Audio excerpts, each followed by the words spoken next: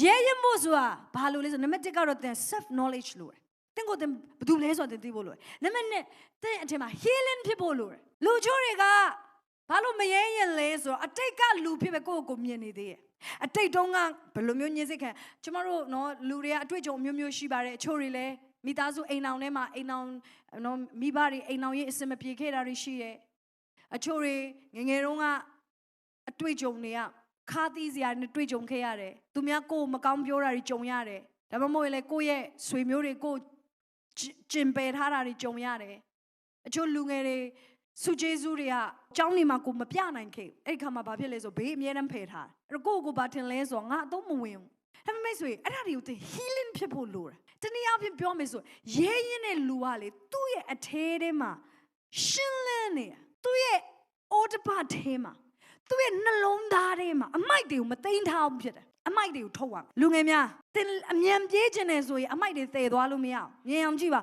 ပြေးတယ်အထုတ်နဲ့အမိုက်ထုတ်အဲ့ဒါသင်မဖြစ်စင်နဲ့အလင်းအမြန်ဖះခေါ်ထားတဲ့ပန်းနိုင်ပြေးဖို့အမိုက်တွေထားခဲ့ဖို့လိုတယ်ဒါဝဲကသူဂိုးလက်ကိုတိုက်မယ်လို့ပြောတဲ့အခါသူ့ကိုကသူ့လာပြောတယ်နင်စိတ်ဆိုးညစ်တာငါသိပြီဒါပထမဆုံးချိန်သူ့ကိုပြောတာမဟုတ်အမြဲတမ်းလို့ပဲပြောနေကြဖြစ်တယ်မိသားစုထဲမှာ तू ကအမြဲအပေခံဒါပေမဲ့ तू အဲ့လိုမျိုးခံစားလားငါ့ကိုဆိုဒီရောက်ဘာလဲမသိဘူးအမြဲတမ်းအညှိုးထားနေငါညီကိုမောင်မတွေမကောင်းကြငါ့ကိုဆိုအမြဲတမ်းခြံထားကြအဲ့ဒီ bad feeling တွေသူ့ထဲမှာမရှိ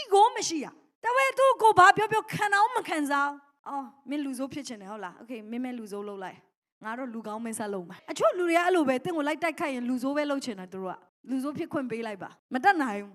သင်တော့လူဆိုးလိုက်မလုံးနဲ့ဒါပဲပြန်ပြေတဲ့အထဲမှာဘာမှ bad feeling မပါဘူးအချို့လူတွေကတော့ပါတယ်ငါ့ကိုဆိုအလိုကြီးပဲ तू ကငါ့ကိုဆိုအမြဲခြံထားတယ်အဲ့ဒီ bad feeling တွေကဘာဖြစ်စေဆိုသင်နှလုံးသားကိုအစိတ်ဖြစ်စေဝိညာဉ်တယောက်ရဲ့နှလုံးသားထဲမှာအမိုက်တွေထည့်ထားလို့မရအချို့လူတွေနှလုံးသားအကုန်ထည့်ထားတာအထဲထဲမှာသူငယ်တန်းတော့ကအနာတွေရောစေရန်တော့ကအနာတွေရောမိသားစုတော့ကအနာတွေရောတငယ်ချင်းတွေနဲ့အနာတွေဖခင်เจ้าကပေးတဲ့အနာတွေတငယ်ချင်းတွေပေးတဲ့အနာအကုန်ထည့်ထားတာဒီထဲမှာအမိုက်တွေကြီးပဲ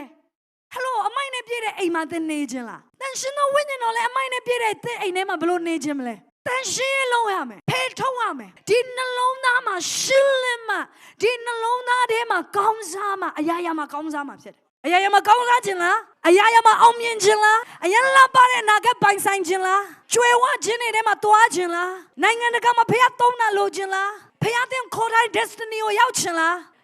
ဒါဆိုလို့ရှိရင်သင်နှလုံးသားတန်ရှင်းလို့ရမယ်မရဘူးစိတ်နှလုံးကောင်းစားမှအရာရာမှာကောင်းစားမှဖြစ်တယ်ဒီအထဲထဲမှာ bad feeling တွေ negative feeling တွေ negative အမြင်တွေမထည့်ထားနဲ့ healing ဖြစ်ခြင်းခံယူပါတန်ရှင်တော်ဝိညာဉ်တော်ဒီနေ့သင် healing ပေးမယ်လူငယ်တွေသင်တို့ဖခင်က healing ပေးမယ်ကျွန်မသိပါတယ်အချို့သောသူတွေကြုံခဲ့ရတကယ်ဆိုးတယ်အထူးသဖြင့်ကလေးဘဝမှာလူငယ်ဘဝမှာကြုံရရင်ပိုဆိုးတယ်အသက်ကြီးတဲ့အချိန်မှာအဲ့ဒါကိုကြုံရရင်ကိစ္စမရှိဘူးအုံနောက်ကစဉ်းစားနိုင်ပြီဖြစ်တယ်ဘေးအကန့်သွားဘေးအကန့်သွားဆိုပိုင်းခြားလို့ရအမေလူငယ်ဘဝကလေးဘဝမှာသင်ကြုံရတဲ့အခါမှာသင်ဘယ်လိုမျိုးအဲ့ဒါကိုလက်ခံမလဲမသိဘယ်လိုမျိုးနေရာမှာ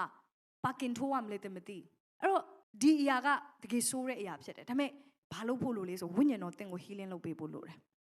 ဆုံးဖြတ်ချက်ချရမယ်အဲ့ဒီ bad feeling တွေကိုသင်မောင်းထုတ်ဖို့လိုတယ်အဲ့ဒီ bad feeling တွေကိုပြန်ပြီးတော့ attack လုပ်ဖို့လိုပြန်ပြီးတော့ဖယ်ရှားဖို့လိုတယ်အထဲထဲမှာနေရာပေးထားလို့မရတော့